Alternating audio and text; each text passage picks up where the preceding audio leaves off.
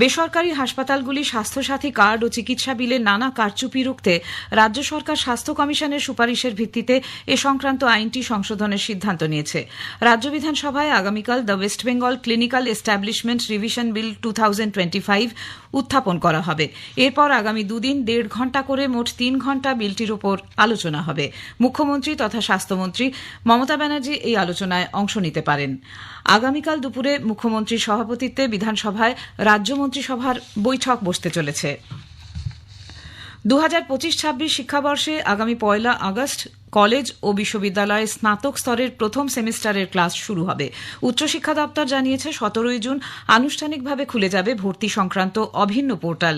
18 June দুপুর 2 থেকে 1 জুলাই পর্যন্ত নাম নথিভুক্তকরণ ও আবেদন জানানো যাবে। 6 জুলাই প্রকাশ করা হবে মেধা তালিকা।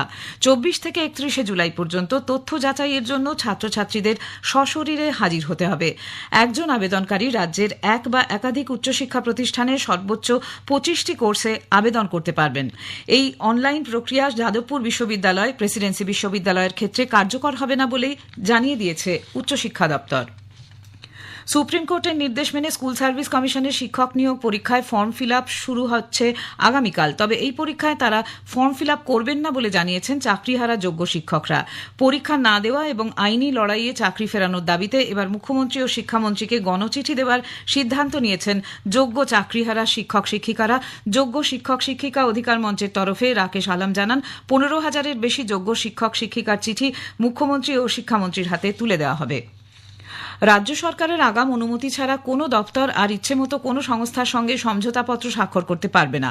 এই মর্মে রাজ্যের সমস্ত দপ্তর ও জেলা অধিকরণগুলিকে সতর্ক করে দেওয়া হয়েছে। সরকারকে অন্ধকারে রেখে চুক্তি স্বাক্ষর করায় সম্প্রতি পরিবহন দপ্তরের একাধিক চুক্তি নিয়ে মুখ্যমন্ত্রী মমতা ব্যানার্জি ক্ষোভ প্রকাশ করেন। তারপরেই মুখ্য সচিবের দপ্তর থেকে রাজ্যের সমস্ত দপ্তরকে এই মর্মে বার্তা পাঠানো হয়েছে। কোনো সংস্থার সঙ্গে চুক্তি করতে চাইলে আগে সেই প্রস্তাব মুখ্য সচিবের দপ্তরে পাঠাতে হবে বলে নির্দেশিকায় উল্লেখ করা হয়েছে।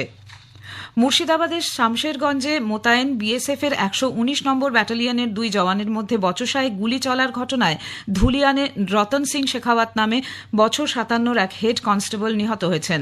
জানা গেছে রাজস্থানের বাসিন্দা ওই জওয়ানের সঙ্গে ছত্তিশগড়ের বাসিন্দা শিবম মিশ্র নামে এক কনস্টেবলের গতরাতে বচসা হয়। তখনই শিবম গুলি চালায়। জখম রতন সিং শেখাওয়াতকে প্রথমে ধুলিয়ান অনুপনগর হাসপাতাল, পরে জঙ্গিপুর মহকুমা হাসপাতালে নিয়ে গেলে চিকিৎসক মৃত ঘোষণা করেন। নদিয়ার শান্তিপুরের হরিপুর অঞ্চলের গোভাগার কলোনিতে বন্ধুর বাড়িতে বেড়াতে গিয়ে বিদ্যুৎস্পৃষ্ট হয়ে অজয় প্রামাণিক নামে 24 বছরের এক যুবকের মৃত্যু হয়েছে। পরিবার ও স্থানীয় সূত্রে জানা গেছে, গত সন্ধ্যায় বন্ধুর বাড়িতে যায় অজয়। তার রান্নাঘরে একটি মোটর লাগানোর সময় কোনোভাবে বিপত্তি ঘটে বিদ্যুৎস্পৃষ্ট হয় অজয়। পরিবার ও প্রতিবেশীরা দ্রুত তাকে শান্তিপুর স্টেট জেনারেল হাসপাতালে নিয়ে গেলে কর্তব্যরত চিকিৎসক মৃত ঘোষণা করেন। পরে শান্তিপুর থানায় খবর দেওয়া হলে পুলিশ দেহটি উদ্ধার করে ময়নাতদন্তের জন্য নিয়ে যায়। রবীন্দ্র সরোবর লেকে সাঁতার কাটতে গিয়ে আজ সকালে জলে ডুবে মৃত্যু হয়েছে শিবরাম সাহু নামে এক কিশোরের। বছর 16 এই কিশোরের বাড়ি বালিগঞ্জ প্লেসে। পুলিশ সূত্রে জানা গেছে, প্রতিদিনের মতো আজও কয়েকজন বন্ধুকে নিয়ে সে সকাল 7টা নাগাদ সাঁতার কাটতে যায়। বন্ধুরা খেয়াল করে হঠাৎই ওই কিশোর জলে ডুবে যাচ্ছে। পুলিশ এসে উদ্ধার করে হাসপাতালে নিয়ে গেলে চিকিৎসকরা তাকে মৃত ঘোষণা করেন। মৃতদেহ ময়নাতদন্তে পাঠানো হয়েছে।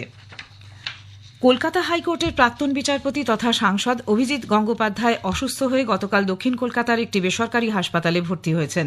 হাসপাতাল কর্তৃপক্ষ জানিয়েছেন, গুরুতর অসুস্থ হলেও তাঁর অবস্থা স্থিতিশীল। তিনি অ্যাকিউট প্যানক্রিয়াটাইটিস ও গ্যাস্ট্রোইন্টেস্টিনাল সেপসিসে আক্রান্ত হয়েছেন। আপাতত তাঁকে আইসিইউতে রাখা হয়েছে। পরবর্তী চিকিৎসার জন্য অভিজ্ঞ চিকিৎসকদের নিয়ে একটি মেডিকেল বোর্ড গঠন করা হয়েছে।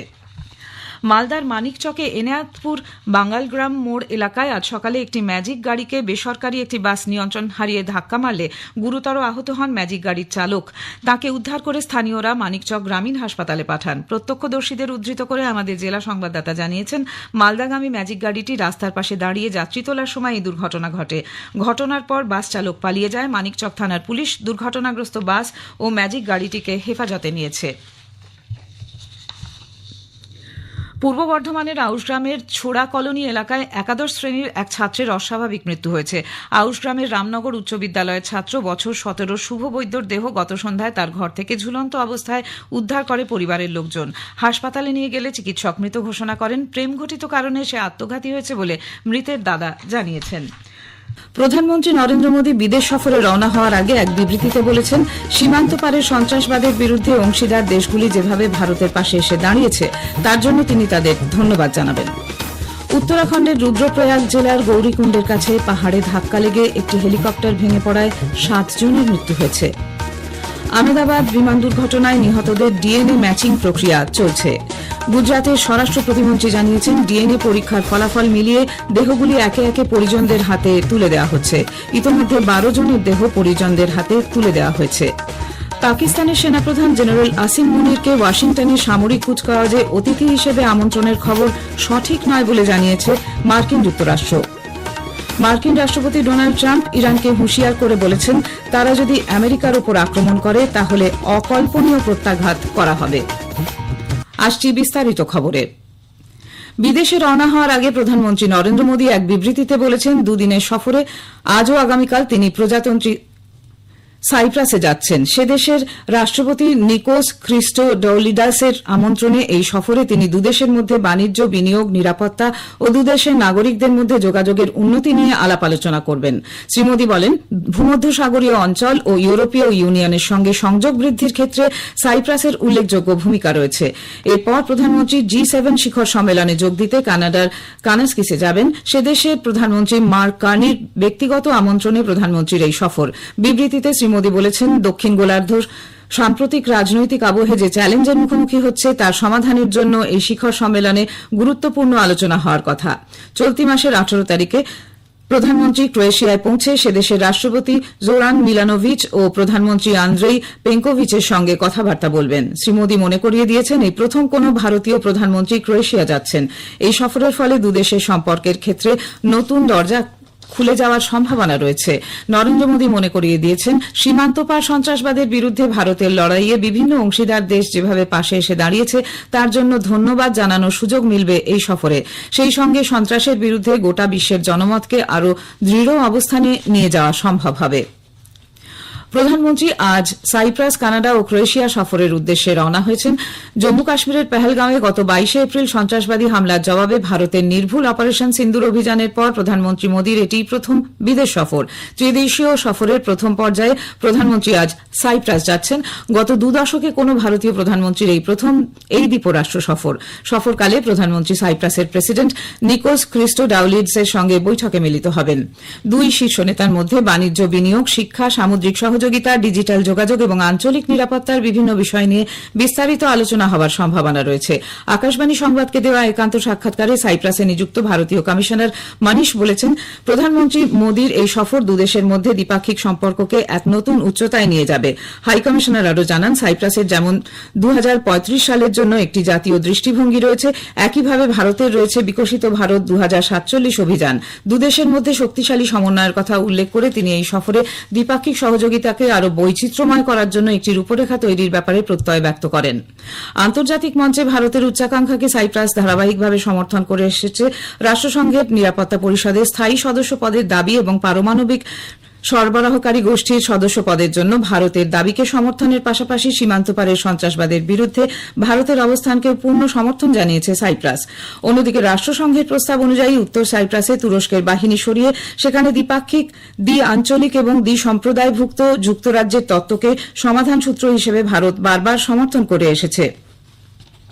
দুদিনের সাইপ্রাস সফরের পর প্রধানমন্ত্রী মোদী G7 শীর্ষ সম্মেলনে যোগ দিতে 16 জুন কানাডার আলবার্তায় পৌঁছবেন। G7 শীর্ষ সম্মেলনে ভারত নিয়মিতভাবে আমন্ত্রিত দেশের মর্যাদা পেয়ে এসেছে, যা বিশ্ব অর্থনীতি এবং ভূ রাজনৈতিক মঞ্চে ভারতের ক্রমবর্ধমান গুরুত্বকেই প্রকাশ করে। শ্রী মোদী এই নিয়ে পরপর 6 বার G7 শীর্ষ বৈঠকে যোগ দিতে চলেছেন। উত্তরাখণ্ডের রুদ্রপ্রয়াগ জেলার গৌরীকুণ্ডের কাছে খাড়কে পাহাড়ে ধাক্কা লেগে একটি হেলিকপ্টার ভেঙে পড়ায় পাইলট সমেত 7 জনের মৃত্যু হয়েছে। ওই হেলিকপ্টারটিতে 6 জন তীর্থযাত্রী ছিলেন।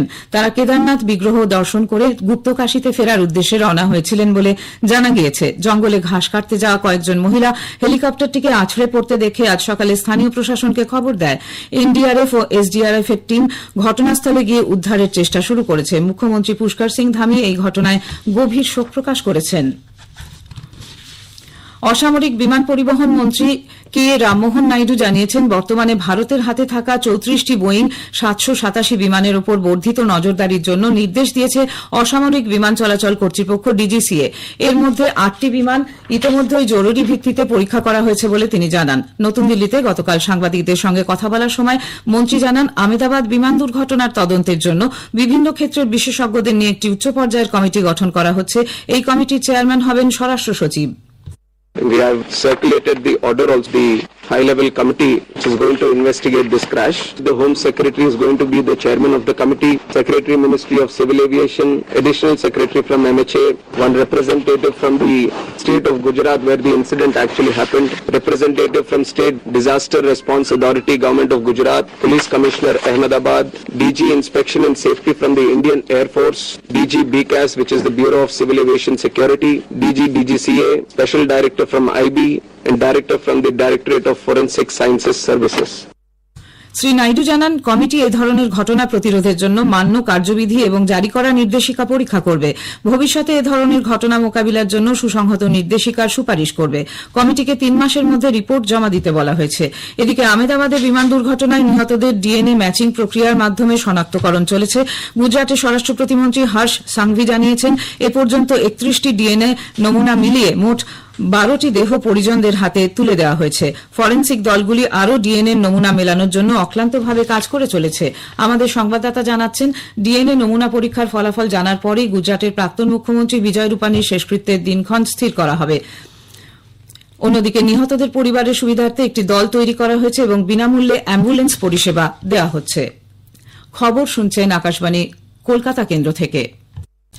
পাকিস্তানের সেনাপ্রধান জেনারেল আসিম মুনিরকে ওয়াশিংটনে সামরিক কুচকাওয়াজে অতিথি হিসেবে আমন্ত্রণের যে খবর ছড়িয়েছে, মার্কিন যুক্তরাষ্ট্র তা খারিজ করে দিয়েছে। হোয়াইট হাউস থেকে জারি করা এক বিবৃতিতে বলা হয়েছে, ওই অনুষ্ঠানে কোনো বিদেশি সামরিক প্রধানকেই আমন্ত্রণ জানানো হয়নি। একে ভারত মার্কিন সম্পর্কে টানাপোড়েন তৈরির অপপ্রয়াস বলে উল্লেখ করেছে মার্কিন প্রশাসন। সাম্প্রতিক পরিস্থিতির কথা মাথায় রেখে মার্কিন রাষ্ট্রপতি ডোনাল্ড ট্রাম্প ইরানকে হুমকি দিয়ে বলেছেন, তারা যদি মার্কিন যুক্তরাষ্ট্রকে আঘাত করে তাহলে এত ভয়ঙ্কর প্রত্যাঘাত তাদের ওপর করা হবে যা তারা কল্পনাও করতে পারবে না। সামাজিক মাধ্যমের এক পোস্টে ট্রাম্প বলেছেন, ইসরায়েলের ইরানের ওপর আক্রমণে মার্কিন যুক্তরাষ্ট্রের কোনো ভূমিকা নেই, সুতরাং ইরান যদি অকারণে তাদের উত্ত্যক্ত করে তবে তার ফল ভালো হবে না। ট্রাম্প আরও বলেছেন, তিনি সহজেই ইরান ও ইসরায়েলের মধ্যে দ্বন্দ্বের সমাধান সূত্র তৈরি করতে পারবেন। বেসরকারি হাসপাতালগুলি স্বাস্থ্যসাথী কার্ড ও চিকিৎসা বিলে নানা কারচুপি রুখতে রাজ্য সরকার স্বাস্থ্য কমিশনের সুপারিশের ভিত্তিতে এ সংক্রান্ত আইনটি সংশোধনের সিদ্ধান্ত নিয়েছে। পশ্চিমবঙ্গ রাজ্য বিধানসভায় আগামীকাল the West Bengal clinical establishment revision bill 2025 উত্থাপন করা হবে। এরপর আগামী 2 দিন 1.5 ঘণ্টা করে মোট 3 ঘণ্টা বিলটির উপর আলোচনা হবে। মুখ্যমন্ত্রী তথা স্বাস্থ্যমন্ত্রী মমতা ব্যানার্জি এই আলোচনায় অংশ নিতে পারেন। আগামীকাল দুপুরে মুখ্যমন্ত্রীর সভাপতিত্বে বিধানসভায় রাজ্য মন্ত্রিসভার বৈঠক বসবে। কলকাতা হাইকোর্টের প্রাক্তন বিচারপতি তথা সাংসদ অভিজিৎ গঙ্গোপাধ্যায় অসুস্থ হয়ে গতকাল দক্ষিণ কলকাতার একটি বেসরকারি হাসপাতালে ভর্তি হয়েছেন। হাসপাতাল কর্তৃপক্ষ জানিয়েছেন, গুরুতর অসুস্থ হলেও তাঁর অবস্থা স্থিতিশীল। তিনি অ্যাকিউট প্যানক্রিয়াটাইটিস এবং গ্যাস্ট্রো ইন্টেস্টিনাল সেপসিসে আক্রান্ত হয়েছেন। আপাতত তাকে আইসিইউতে রাখা হয়েছে। পরবর্তী চিকিৎসার জন্য অভিজ্ঞ চিকিৎসকদের নিয়ে একটি মেডিকেল বোর্ড গঠন করা হয়েছে। রবীন্দ্র সরোবর লেকে সাঁতার কাটতে গিয়ে আজ সকালে জলে ডুবে মৃত্যু হয়েছে শিবরাম সাহু নামে এক কিশোরের। তাঁর বয়স আনুমানিক 16। বাড়ি বালিগঞ্জ প্লেসে। পুলিশ সূত্রে জানা গিয়েছে, প্রতিদিনের মতো আজও কয়েকজন বন্ধুকে নিয়ে সে সকাল 7টা নাগাদ সাঁতার কাটতে যায়। বন্ধুরা খেয়াল করে হঠাৎই ওই কিশোর জলে ডুবে যাচ্ছে। পুলিশ এসে উদ্ধার করে হাসপাতালে নিয়ে গেলে চিকিৎসকরা তাকে মৃত ঘোষণা করে। ভারতের আবহাওয়া দপ্তর তামিলনাড়ু উপকূলবর্তী কর্ণাটক, কেরালা, কোঙ্কন এবং গোয়াতে আজ প্রবল বৃষ্টিপাতের পূর্বাভাস দিয়েছে। লাক্ষাদ্বীপ, উপকূলবর্তী অন্ধ্রপ্রদেশ এবং তেলেঙ্গানাতেও ভারী থেকে অতি ভারী বৃষ্টির সতর্কতা জারি করা হয়েছে। গুজরাট, বিদর্ভ, ছত্তিশগড় এবং ওড়িশাতে দক্ষিণ পশ্চিম মৌসুমী বায়ু আরও এগিয়ে যাওয়ায় অনুকূল পরিস্থিতির সৃষ্টি হয়েছে। পশ্চিমবঙ্গ, বিহার, ঝাড়খণ্ডেও আগামী 2 দিন একই পরিস্থিতি থাকবে। শেষ করার আগে খবরের বিশেষ কিছু অংশ আরেকবার। প্রধানমন্ত্রী নরেন্দ্র মোদী বিদেশ সফরে রওনা হওয়ার আগে এক বিবৃতিতে বলেছেন, সীমান্ত পারের সন্ত্রাসবাদের বিরুদ্ধে অংশীদার দেশগুলি যেভাবে ভারতের পাশে এসে দাঁড়িয়েছে তার জন্য তিনি তাদের ধন্যবাদ জানাবেন। উত্তরাখণ্ডের রুদ্রপ্রয়াগ জেলার গৌরীকুণ্ডের কাছে পাহাড়ে ধাক্কা লেগে একটি হেলিকপ্টার ভেঙে পড়ায় 7 জনের মৃত্যু হয়েছে। খবর এখনকার মতো এ পর্যন্ত।